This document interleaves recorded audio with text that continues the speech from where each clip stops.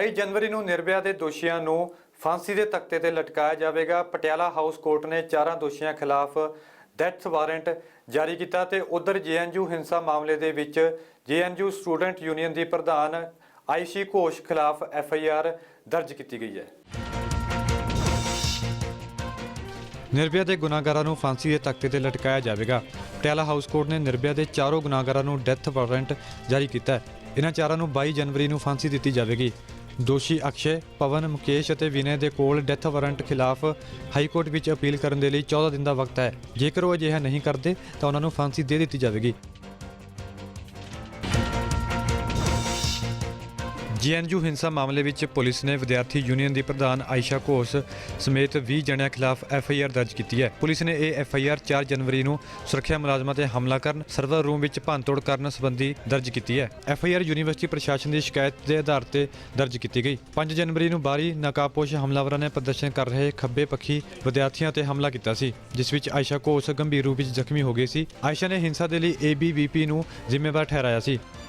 5 तारीख को जो इंसिडेंट हुआ था जेएनयू में 2 ग्रुपों के बीच में वायलेंस का, और उसके बाद जब पुलिस ने इंटरवीन करके शांति व्यवस्था बनाई है, उसके बाद से जिस समय हम बात कर रहे हैं आज तक कोई फ्रेश इंसिडेंट ऑफ वायलेंस किसी भी पार्ट ऑफ यूनिवर्सिटी से रिपोर्टेड नहीं है, ना यूनिवर्सिटी के अंदर से ना ही यूनिवर्सिटी के बाहर से। सो सिचुएशन जो है वो पूरी तरह पुलिस के कंट्रोल में है और निरंतर हम लोग सिचुएशन को मॉनिटर कर रहे हैं, स्टूडेंट्स के साथ इंटरैक्ट कर रहे हैं और एक्टिव पुलिस डिप्लॉयमेंट जो है वो कंटिन्यू कर रहा है इनसाइड, जैसे यूनिवर्सिटी एडमिनिस्ट्रेशन की तरफ से रिक्वेस्ट है, और डिप्लॉयमेंट जो है वो यूनिवर्सिटी के बाहर भी है अगर सिचुएशन को देखते हुए अगर कोई किसी तरीके की इंटरवेंशन की जरूरत पड़े। बट मैं दोबारा ये रिट्रेट कर रहा हूँ कि 5 तारीख के वायलेंस के बाद किसी भी तरीके का कोई भी इंसिडेंट कहीं से भी रिपोर्टेड नहीं है और यूनिवर्सिटी बिल्कुल शांत है और सिचुएशन जो है वो तो पूरी तरीके से पुलिस प्रशासन के कंट्रोल में है। जो अटैक कल जेएनयू में हुआ ये कोई आइसोलेशन में नहीं है। सबसे पहले क्रांति का इस्तकबाल फिर से मैं बोलना चाहूँगी जामिया के स्टूडेंट्स को, अलीगढ़ मुस्लिम यूनिवर्सिटी के स्टूडेंट्स को जो ब्रूटली अटैक हुए हैं और इसको हर रोज फेस कर रहे हैं। और शायद ही कि 50 साल में पहली बार जेएनयू के कैंपस के अंदर ये हुआ कि आरएसएस के गुंडों के भेजकर ABVP के साथ जो आरएसएस एफिलिएटेड प्रोफेसर्स हमारे कैंपस के अंदर है मिलके एक ऑर्गेनाइज्ड अटैक स्टूडेंट्स के ऊपर करवाए हैं। अगर सबको ये लग रहा था कि कल का भी इंसिडेंट एक आइसोलेशन में है, तो नहीं है। पिछले 4-5 दिन से कैंपस के अंदर वायलेंस को कहीं ना कहीं एकदम प्रमोट किया जा रहा था कुछ आरएसएस एफिलिएटेड प्रोफेसर्स द्वारा और ABVP द्वारा। Every iron rod that you have beaten up students will be given back by our debate and discussion. Every iron rod that you have beaten us up, we will give it back with our democratic debate that we always put up, and JNU's culture will not be eroded at any time soon. JNU will uphold this democratic culture in the years to come. JNU ਵਿੱਚ ਹਿੰਸਾ ਬਾਰੇ social media ਉੱਤੇ ਇੱਕ ਬਿਆਨ ਹਿੰਦੂ ਰੱਖਿਆ ਦਲ ਵੱਲੋਂ ਦਿੱਤਾ ਗਿਆ, ਜਿਸ ਵਿੱਚ ਜੇਐਨਯੂ ਹਿੰਸਾ ਦੀ ਸਾਰੀ ਜ਼ਿੰਮੇਵਾਰੀ ਹਿੰਦੂ ਰੱਖਿਆ ਦਲ ਦੇ ਪ੍ਰਧਾਨ ਪਿੰਕੂ ਚੌਧਰੀ ਨੇ ਲਈ ਹੈ। जेएनयू शुरू से ही जब से हम लोग देखते और सुनते आ रहे हैं, जेएनयू एक कम्युनिस्टों का अड्डा है और वो जो है पाकिस्तान के पक्ष में नारे लगाते हैं और देश विरोधी गतिविधियां जो भी होती हैं वो जेएनयू में ये जो है स्टूडेंट्स करते हैं। ये चीज़ें हम लोगों को बर्दाश्त नहीं है और हम लोग जो है हम चाहते हैं कि जिस देश में रह रहे हैं, जिस देश में खा रहे हैं, उसी देश की बात की जाए। दूसरे देश के पक्ष की बात करते हैं तो दूसरे देश में जाए ना, वहां जाके देखें वहां किस तरीके से शिक्षा प्राप्त कर सकते हैं। तो देश हित की ही बात करनी पड़ेगी। देश विरोधी गतिविधियां हम अपने देश में बर्दाश्त नहीं करेंगे। हम भारत देश में रह रहे हैं, अपने भारत की बात करनी चाहिए, अपने देश की बात करनी चाहिए। बिल्कुल हमारे कार्यकर्ता भाई जो हिंदुत्ववादी गतिविधियां जो भी करेगा वो हमारा कार्यकर्ता, मैं पूर्णतः जिम्मेदारी लेता हूं, हमारे कार्यकर्ता थे। बिल्कुल जो देश हित में कार्य करेगा वो हमारा कार्यकर्ता होगा। ਦਿੱਲੀ ਵਿੱਚ JNU ਵਿੱਚ ਵਿਦਿਆਰਥੀਆਂ ਦੇ ਨਾਲ ਹੋਈ ਹਿੰਸਾ ਦੇ ਵਿਰੋਧ ਵਿੱਚ ਮੁੰਬਈ ਦੇ ਗੇਟਵੇ ਆਫ ਇੰਡੀਆ ਤੇ ਪ੍ਰਦਰਸ਼ਨ ਕਰ ਰਹੇ ਲੋਕਾਂ ਨੂੰ ਪੁਲਿਸ ਨੇ ਜ਼ਬਰਦਸਤੀ ਹਟਾ ਦਿੱਤਾ ਹੈ। ਇਹਨਾਂ ਨੂੰ ਹਟਾ ਕੇ ਆਜ਼ਾਦ ਮੈਦਾਨ ਤੇ ਲਿਆਂਦਾ ਗਿਆ। ਪ੍ਰਦਰਸ਼ਨਕਾਰੀ ਰਾਤ ਤੋਂ ਹੀ ਇਸ ਥਾਂ ਤੇ ਧਰਨਾ ਦੇ ਰਹੇ ਸਨ। जी आई टेल यू क्या हुआ था कि पुलिस अचानक से साढ़े छः सात के आसपास आए और वो लोग नेगोशिएट करने लगे कि हम लोगों को आपको रिलोकेट करना है आज़ाद मैदान की तरफ।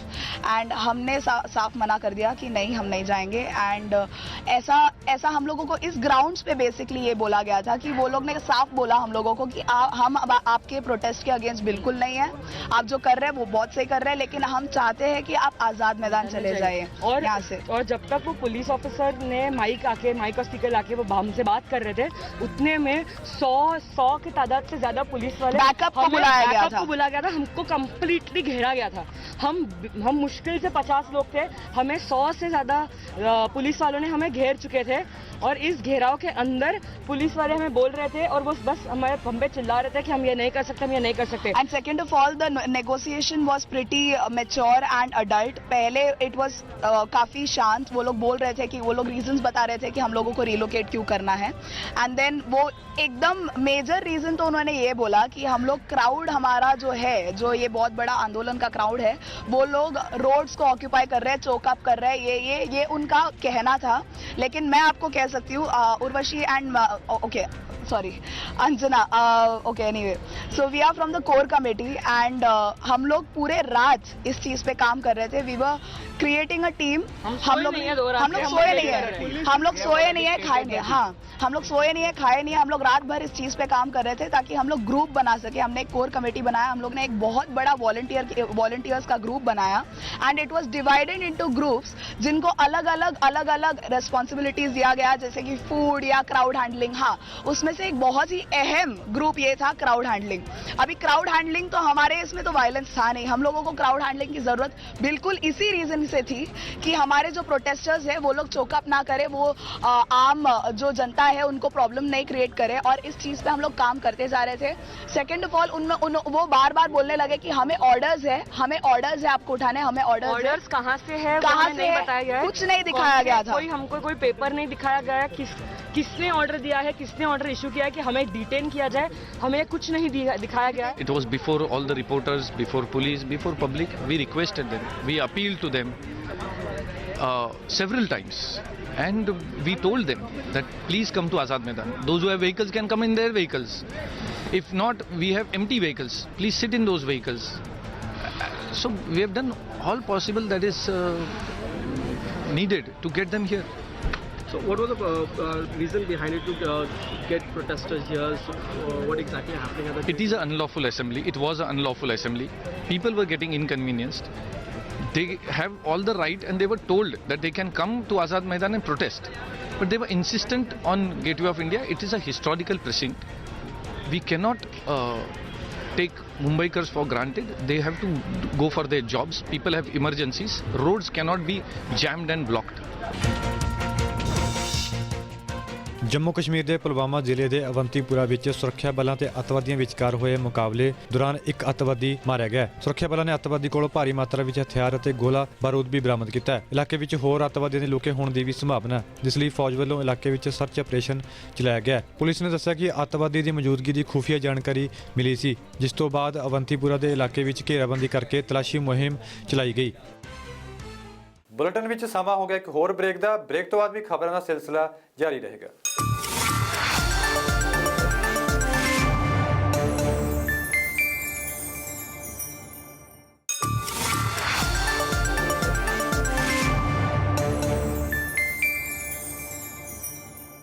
ਬ੍ਰੇਕ ਤੋਂ ਬਾਅਦ ਮੁੜ ਤੋਂ ਸਵਾਗਤ ਹੈ।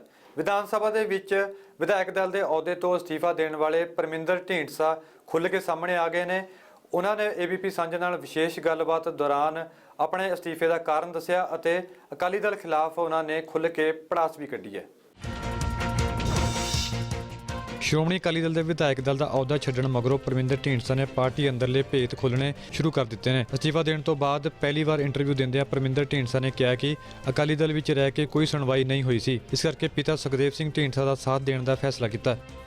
ਪਹਿਲਾ ਸਵਾਲ, ਕਿਉਂਕਿ ਇਹੀ ਸਵਾਲ ਜਿਹੜਾ ਹੈ ਉਹ ਜਨਤਾ ਦੇ ਮਨਾਂ ਦੇ ਵਿੱਚ ਹੈ, ਆਖਿਰਕਾਰ ਪਰਮਿੰਦਰ ਢੀਂਡਸਾ ਨੂੰ ਰਿਜ਼ਾਈਨ ਕਰਨ ਦੀ ਨੌਬਤ ਕਿਉਂ ਆਈ?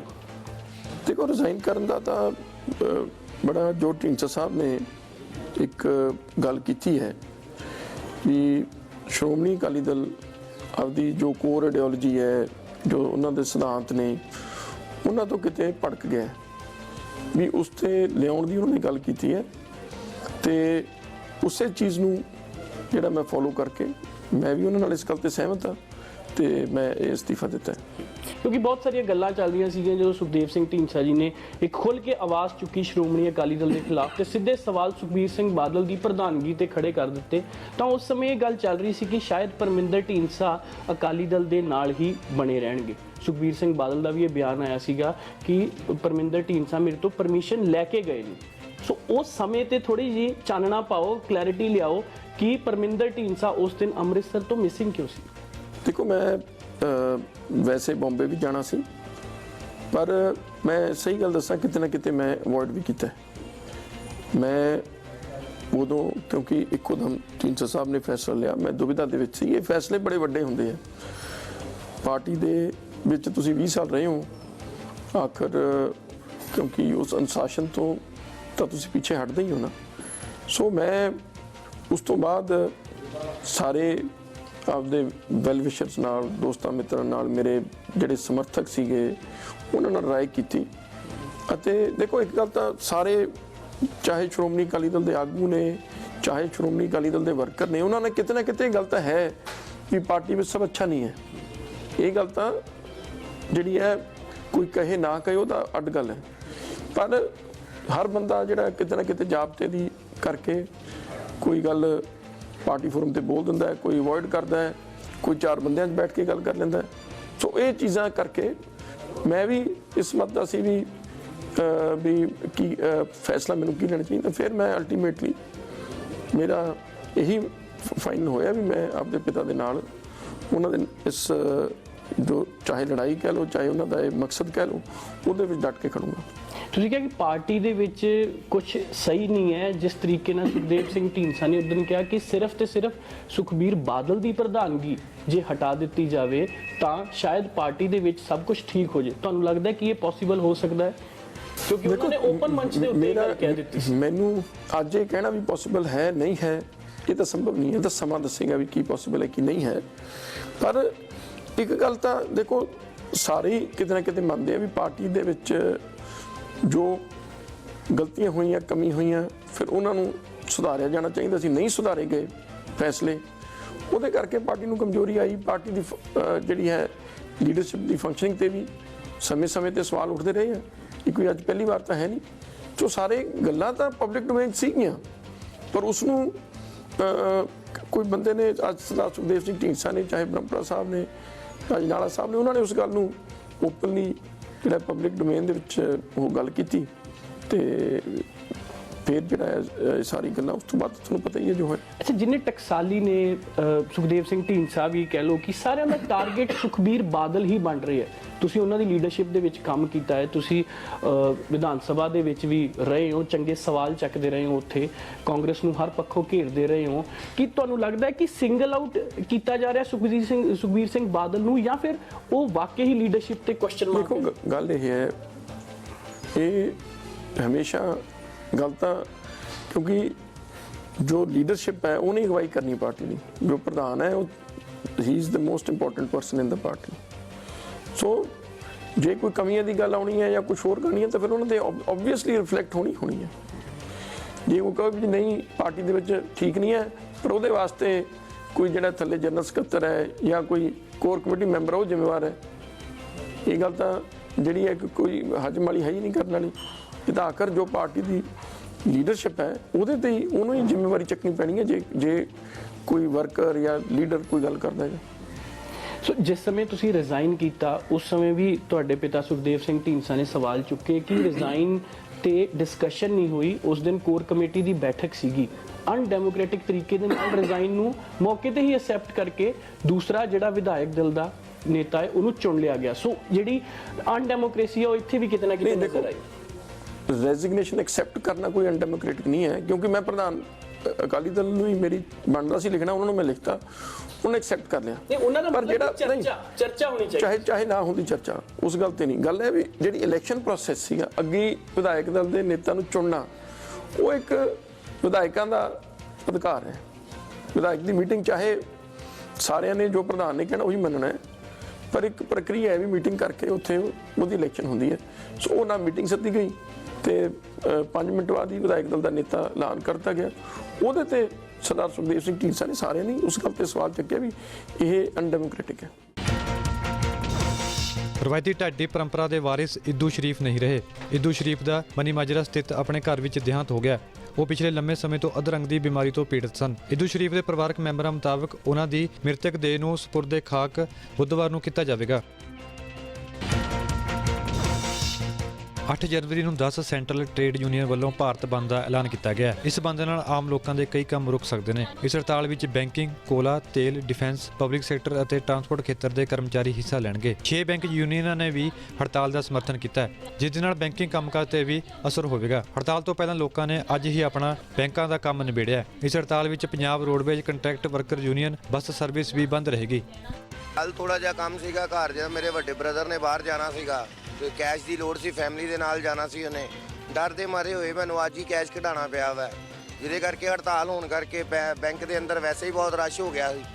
ਸਵੇਰੇ 11:30 ਵਜੇ ਦਾ ਮੈਂ ਬੈਂਕ ਦੀ ਲਾਈਨ 'ਚ ਲੱਗਿਆ, ਹੁਣ ਜਾ ਕੇ ਮੈਨੂੰ ਕੈਸ਼ ਮਿਲਿਆ ਤੇ ਮੈਂ ਬਾਹਰ ਆਇਆ ਬੈਂਕ 'ਚੋਂ। ਬੈਂਕ 'ਚ ਆਏ ਤੇ ਬੈਂਕ 'ਚ ਰਸ਼ ਹੀ ਬੜਾ ਹੈਗਾ, ਕਹਿੰਦੇ ਕੱਲ੍ਹ ਨੂੰ ਹੜਤਾਲ ਹੈਗੀ ਹੈ, ਪਤਾ ਨਹੀਂ ਹੈਗੀ ਕਿ ਨਹੀਂ ਹੈਗੀ, ਪਰ ਸਾਨੂੰ ਵਾਸਤੇ ਤੇ ਬਜ਼ੁਰਗਾਂ ਵਾਸਤੇ ਮੁਸ਼ਕਲ ਹੋ ਗਈ ਨਾ। ਹਾਂ ਜਿਹੜਾ ਵਾਰੀ ਨਹੀਂ ਆਈ ਮੇਰੀ, ਬਾਅਦ ਵਾਰੀ ਆ ਜਾਂਦੀ ਹੈ, ਵਾਰੀ ਤੇ ਫਿਰ ਮੈਂ ਲੈ ਕੇ ਆ ਜਾਣਾ। ਉਹ ਕਾਫੀ ਰਸ਼ ਹੈਗਾ ਸੀ ਭਾਜੀ। ਏਟੀਐਮ ਵੀ ਖਾਲੀ ਹੈਗੇ, ਮੈਂ ਬੱਚਿਆਂ ਨੂੰ ਭੇਜਿਆ ਸੀ, ਏਟੀਐਮ ਖਾਲੀ ਹੈਗਾ। ਗੁੱਡ ਮਾਰਨਿੰਗ ਦੇ ਵਿੱਚ ਫਿਲਹਾਲ ਇੰਨਾ ਹੀ। ਮੈਨੂੰ ਦਿਓ ਇਜਾਜ਼ਤ। ਦੇਸ਼ ਦੁਨੀਆ ਅਤੇ ਪੰਜਾਬ ਦੀ ਹਰ ਵੱਡੀ ਖਬਰ ਲਈ ਬਣੇ ਰਹੋ ABP ਸਾਂਝਾ ਦੇ ਨਾਲ।